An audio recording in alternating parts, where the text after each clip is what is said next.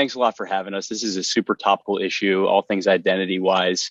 The impact of privacy changes has made big headlines in recent weeks with, Snap's Q3 earnings report, warning of headwinds to revenue growth going into Q4, peak earnings season, which was directly attributed to Apple's new iOS 14 changes to tracking and measurement, right? And markets responded with drops across Snap, but also Google, Facebook, Twitter, and others. And the IDFA removal really compounds the challenges brought by cookie-based tracking at a time when digital ad budgets are growing. So with that as a backdrop, I will pass it over to Alex Kuwada of FanDuel, part of Flutter Group, coming to you live from Detroit, Michigan, to share his brand's perspective on navigating these new hurdles.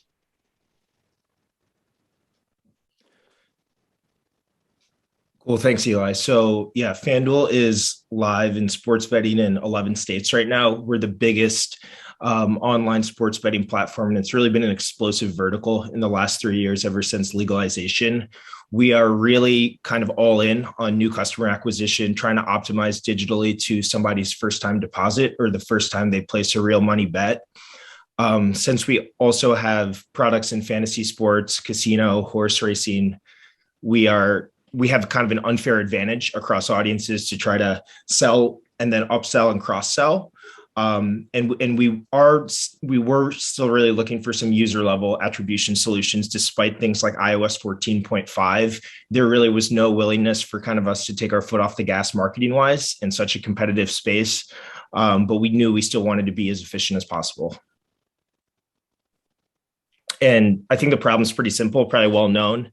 We are a super omni-channel, really kind of omnipresent advertiser. I don't think you can go anywhere right now in the US without seeing our ads. But cookies aren't durable, and we don't really have a single deterministic solution at this point to tie everything together. The second piece is that we are a very mobile-first consumer app, right? So when iOS 14.5 hit, we knew that we were going to lose over 50% of our user level attribution, a lot of the in-house attribution that we've been relying on, really dating back probably almost a decade, we knew wasn't going to function as it has been.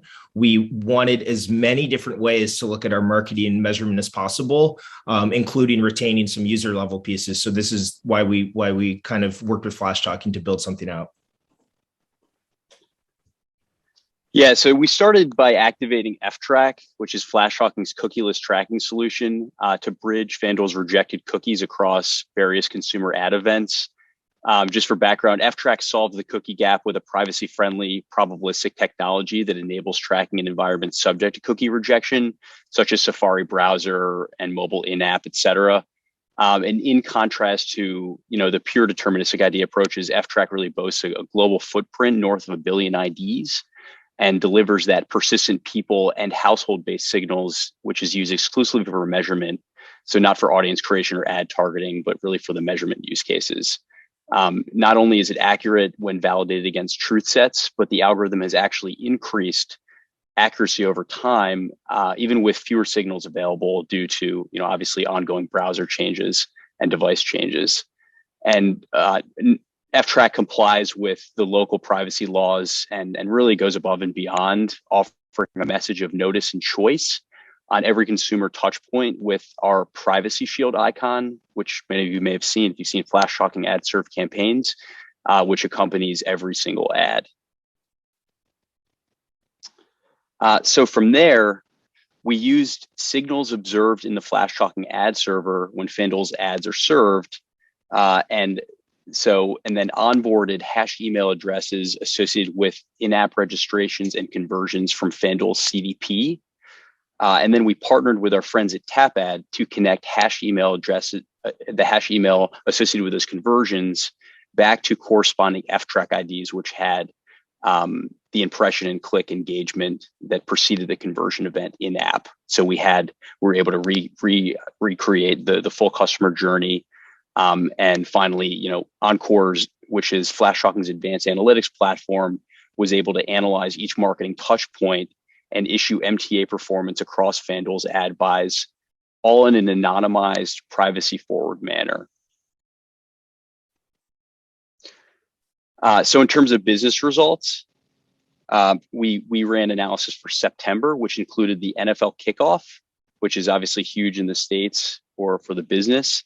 And the results greatly exceeded our expectations. To start, FTrack revealed that 2 out of 3 devices were not accurately trackable. So, legacy cookie-based tracking had really inflated the reach and understated the frequency metrics, which would have, were misleading to FanDuel's marketing KPIs. And then the impact of HEM onboarding, which yielded a near 60% match rate, allowed the ability to include that offline in-app event and allowed FanDuel's MTA model to analyze 3 times more the conversion activity and resurface 4 times more conversions that were associated with previous ad exposure. Every single channel benefited from using more accurate data when we analyzed FanDuel's MTA performance, with average attribution increasing over 350% and or nearly 350% and nearly an 80% improvement in CPA efficiency. And as you see, CTV, a historically unattributable channel, really benefited the most with an 84% CPA improvement when using this approach. Yeah, so just to close, right?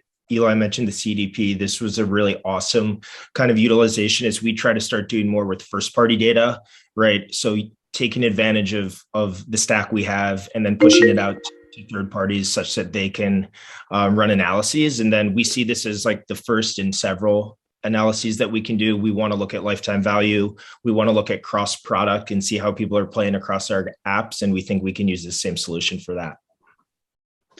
Yeah, so overall, FanDuel really has that better, accurate view into reach and frequency performance and has safeguarded their attribution program against these ecosystem changes. The user level analysis can still be performed with a bit of an innovation and creative use of data. So with that, we thank you for your time and consideration. Good luck to all our fellow contestants. Welcome any questions.